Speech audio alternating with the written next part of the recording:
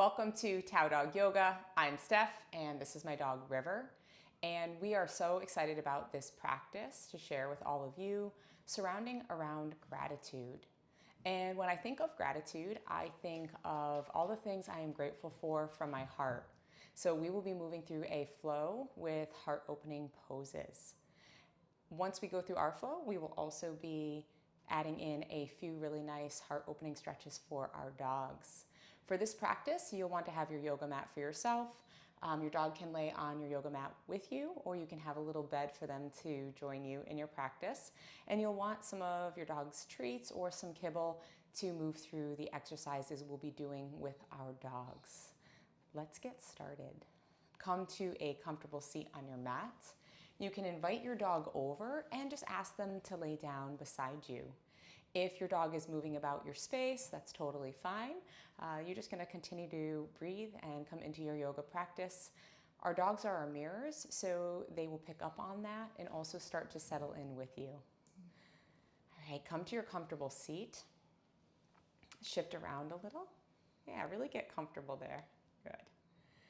And then start to sit up a little taller in your spine, lifting your spine, lengthening, making so much room for your breath. Allow your shoulders to soften away from your ears. And as you feel that, begin to lift your heart up. There you go. Good. And even here, bringing your chin a little bit up higher than neutral, allowing this opening in your heart to move all the way into your throat. And even think about the length in your spine, reaching up through the top of your head. And keeping that beautiful length that you have going. Good. Pausing for a moment here, checking in with your body, seeing any areas of tension or how you feel as we begin our practice. Noticing how you've arrived. Taking your hands back behind you, you can come right up onto your fingertips. We're going to start to open up our heart and the whole front of our body. Pressing into your fingertips on either side, really use that and start to lift your heart up even more. Good. Notice your shoulders are going to want to hug up to your ears. Draw them back down. Maybe that means bending your elbows just a little bit to support yourself here. We'll take 3 deep breaths in and out, moving our breath all the way from our lower belly through our rib cage, all the way up into the area of our heart. So starting with an inhale, you can breathe in through your nose, allowing your breath to move all the way up, and then exhale out completely. You can open your mouth and just exhale out. Feeling your body rise and fall with your breath. Press into your fingertips, breathe in, really expand your heart. Allow your chin maybe to lift even more, opening up the whole front of your body. And then as you exhale, let all your breath out and soften. You can allow your heart to lower back down just a bit. Allow everything to relax here. Let's do that one more time, pressing into your fingertips, even expanding more. Squeeze your shoulder blades together on the back side of your body, really getting that stretch all throughout the front of your heart, across your chest and out to your shoulders. Beautiful. And then exhale out, relaxing. Good. And then taking your hands back to neutral, we'll shift into table pose on our mats. So shifting nice and slow. In dog yoga, when we move quickly, our dogs tend to mirror us and move quickly as well. So being thoughtful of your transition, you can remind your dog to stay if they know that. And you'll move right into your tabletop on your mat. Your hands will land right underneath your shoulders, your knees underneath your hips. Yeah, so you're making this nice square table. Awesome. And then you can allow your gaze to be slightly out in front of you. Spread your hands wide here. So they don't have to be super wide, but just a little bit so that you can use them to support you here. Shifting your weight out of your wrists into your palms and out through your fingertips. Good. And then check out your lower belly. So bring your attention there. Draw your lower belly up and in. Make your spine nice and long and straight. And then notice your feet here. You can press the tops of your feet into the mat. Notice how as you do that, it engages your legs and engages your core even more. Coming into some cats and cows here, continuing to open up the whole front of our body. Drop your belly down. You You can really let your hips come up as well. River likes this one, apparently. And then lift your heart and let your chin go up. Maybe your gaze looks up towards your ceiling. Big, big stretch in your spine and the whole front of your body. And then tuck your chin, pressing down, rounding out through your spine. Pressing into your hands, your shins, your tops of your feet. You can even tuck your chin here. And then coming back to neutral. We'll come into that one more time, dropping your belly down, lifting your heart. And even here, you can take your hands and you can pull forward a little bit. Yeah, getting a little bit more of length in your spine, a little bit more of a stretch as you reach your heart forward. Your chin can go up, gaze can go up. Take a big breath in here. And then as you exhale, let's go the other way. Tuck your chin, press down into your mat, really rounding out through your spine, feeling the difference in your heart here, right? We're closing off, we're kind of drawing our shoulders forward, and then coming back to neutral. Taking your right foot, stepping it between your hands, setting up for a low runner's lunge on the right side. You can wiggle your back knee back. You can use your foot and kind of wiggle that knee, creating more space in your hips here so that you can really dip down. And we're gonna use that. We're gonna use the strong foundation in our lower body to come into some beautiful openings in the front of our body. So come up onto your fingertips. You're gonna let your hips sink nice and low here. And if you're feeling like the balance here is a challenge, you can walk your right foot out a little bit, creating a little bit more width in your base between your legs. All right, feeling grounded here, engage your core and then come all the way up. Sweep your arms forward and then sweep your arms up. And then from here, allow your arms to open up and your arms are gonna reach back behind you. Yeah, fingertips reaching back, your palms can face down or they can face outward, whatever feels natural in your body. Noticing the strength in your legs here, starting to really sink your hips even more, using your breath here. Deep inhale and exhale, supporting yourself and mirroring that for your dog, right? This inhale and exhale, this calm, steady breath helps to let our dogs know that they can also settle and relax with us. And from here, maybe your gaze goes up a little bit, challenging your balance. Squeezing your shoulder blades behind your back, start to lift your heart up even more. Maybe your gaze goes up towards your ceiling. Beautiful opening. Good. And then allow yourself to come back to neutral. Place your hands on either side of your foot. Let's take a forward fold here. Dropping your head down, nose can reach towards your knee, and that front foot can actually flex and peel back. Shifting back forward into your lunge. And we'll find table. Taking a little bit of movement here, a little side to side movement, a little organic movement in your table.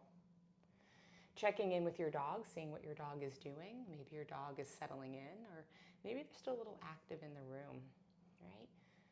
If your dog is wondering what you're doing, if this is your first time practicing, you can tell your dog just to lay down. Give them that little signal that they can relax with you. Stepping your left foot between your hands. If it felt good to walk your foot back on the other side, you can try it here. Maybe move your left foot out a little bit, creating that nice strong base for yourself. Engage your core, come up onto your fingertips, and draw yourself up. Nice and strong here. And then sink your hips down, getting that big opening, right, in your hips. And then we'll add our arms. As we breathe in, sweep your arms up. And as you exhale, allow your arms to drop back behind you, sweeping your arms back. And your hands are really active here. Your shoulder blades on the back of your body are squeezing, feeling your front of your shoulders start to peel away from each other and really open up, becoming really expansive all across the front of your body. Find a little more depth here. Let your chin go up. Maybe your gaze goes up. Invite in a little back bend. Gaze can go all the way up to the ceiling. Big breath in here. And exhale. Taking your hands forward. Let's find our forward fold on this side. Allow your foot to lift up. Head drops down. And even having a little bend in this knee can be really supportive of your hamstring. Shifting back into your low lunge. Good. And then coming back into table. Again, take a little bit of movement here, back and forth.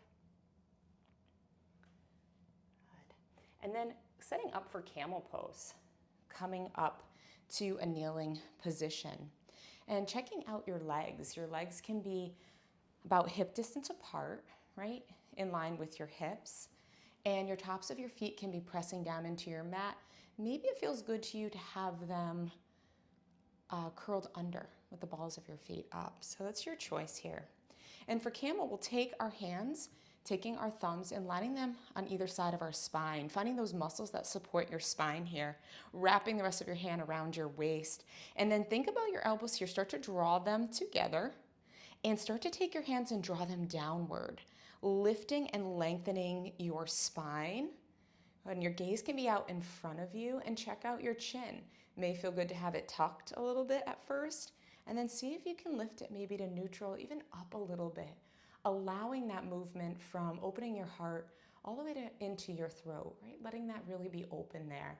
And from here, you can start to go back, right? You're pressing your hips forward. You're gonna feel your glutes engage, your thighs engage. Keep drawing your elbows towards each other, inviting in a little back bend. You wanna think length here. So lifting up and lengthening. If you want to go a little deeper, you can reach back for your heels, reaching back, pressing up, and maybe coming into the full expression, right? There's many variations to this. We just work through them. Coming back up. Good. So you can come back into that full expression or stay right here and keep working that opening. So much about opening our heart as opposed to going back more. Good. And then coming back to neutral, let's find child's pose. Releasing our lower back. You can take your knees out a little bit wider on your mat and then reach your hands forward. Maybe your dog is on your mat. You can use them as a little support, placing your hands on your dog, and allow your head to come down. Gentle rock of your hips from side to side. Feeling your spine here. So a lot of times after camel pose, our lower backs need a little bit of this. Just a little bit of extra love, a little bit of a release. Hi, River.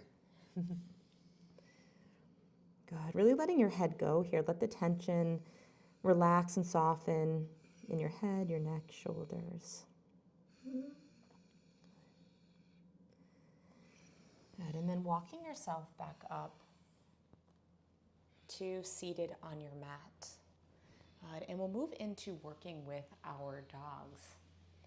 So as we shift to work with our dogs, we'll do just a couple of poses for them. We'll move through table with them, having them lift their head up to really get some beautiful length here in the front of their chest and in their neck and their throat, allowing them to open. And then we'll have our dogs sit, and we'll do the same thing, having them lift their head and really stretch and reach and kind of open up the whole front of our body. Not only does this help to increase flexibility, right? So it feels better for our dogs. It also helps to prevent any injuries. Our dogs are very active in their bodies, and allowing them to be open and have that range of motion is super supportive for them in that way too. So you can go ahead and grab a few treats or kibble that you have for your dog. And you may notice your dog gets a little excited. River just opened his eyes when he heard the treat jar.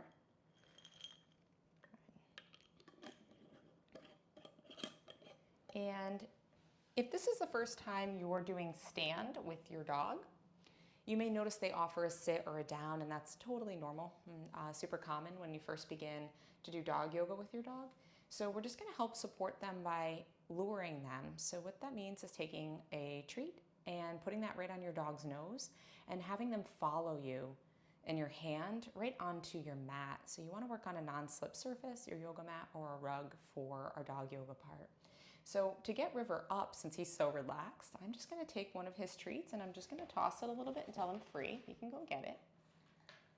And then I'm gonna take another treat here. I'm gonna put it right on his nose, and he's gonna follow it back to the mat. So that's our lure here, getting him on the mat, standing.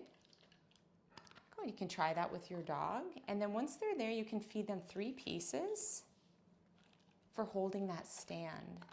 This is a little core work for our dogs here. This is like us holding a push-up position or plank, so they're getting quite a little workout. Inviting in some head movements with our dogs. So we'll do 3 times. Food goes right on your pet's nose and all the way up. You might only be moving an inch here. If you go too far, they'll go into a sit, and you can get them back into a stand. Treat right on your dog's nose, go up just a little bit. Big stretch in the whole front of their body. You can see that with River here. And we'll do one more. Going up, he's reaching for the treat. Good, holding that stand. And then you can free your dog up from their stand. So little treat, free. I'm gonna catch him when he comes back around with that next treat. Good, having him come into a stand. Good, come here, River. Good, helping him to be even on my yoga mat. And then from here, we'll move into a sit. So you can just ask your dog to sit, or I'm gonna help River move nice and slowly with a little bit of a lure. Sit. Good, and then you can feed your dog for the sit. Good. From here, we'll do head positions. So if you found it challenging to have your dog in a stand, you can start this in a sit and then incorporate the stand in after they get more solid on that. So putting the treat right on your dog's nose, go right up, big stretch in their neck. Good, so we start at neutral, right out in front of our dog's nose, and lift up, big, big stretch here. Good, and while you're stretching your dog's head and neck in front of their body, you're also working their core because they're holding themselves and having to balance either in the stand or the sit while you're moving the food. River's just offering behaviors, right? Come here, sit. Good. Let's do 2 more head lifts in a sit. Good, coming all the way up with the food. And they can kind of nibble at it, and then you just give it to them at the top. Once you get to the top with the food here. All the way up, buddy. Good job, bud. You can calmly praise your dog. That was really good, bud. Good, and then you can ask your dog to lay down. And you can give them a couple treats for that. I have a few extras, so River can have those. Good job. And you can calmly praise your dog. Some calm touch, right? Really calm praise to keep them kind of in that mode. So you may notice as you did this that your dog's energy came up. They were not sleeping anymore. They're a little bit more animated, right? So we're going to shift back to seated on our mat. If your dog is right near you, you can place one hand on your dog and taking a moment to acknowledge what we're grateful for. So you can place one hand right over your heart and then one hand to your dog. And if your dog's too far away from you or they're wandering around or a little excited from their yoga, you can place both hands over your heart, allowing your eyes to close. And from this space, this heart-centered space, what are you grateful for? What is it in your life that you cherish most? This can be maybe your dog, right? This can be people in your life. This can be your health. And sometimes expressing gratitude just for being able to wake up and do the things that we love every day and get to be with the beings that we love and spend time together. Right? So whatever that is for you, taking these couple of moments to bring up everything you are grateful for.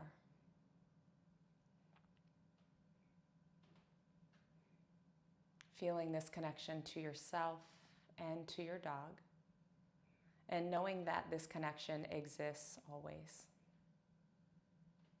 We'll close our practice together with one full round of breath. Take a deep inhale and exhale it out. And then you can gently open your eyes and release your hands. Thank you all for practicing with us.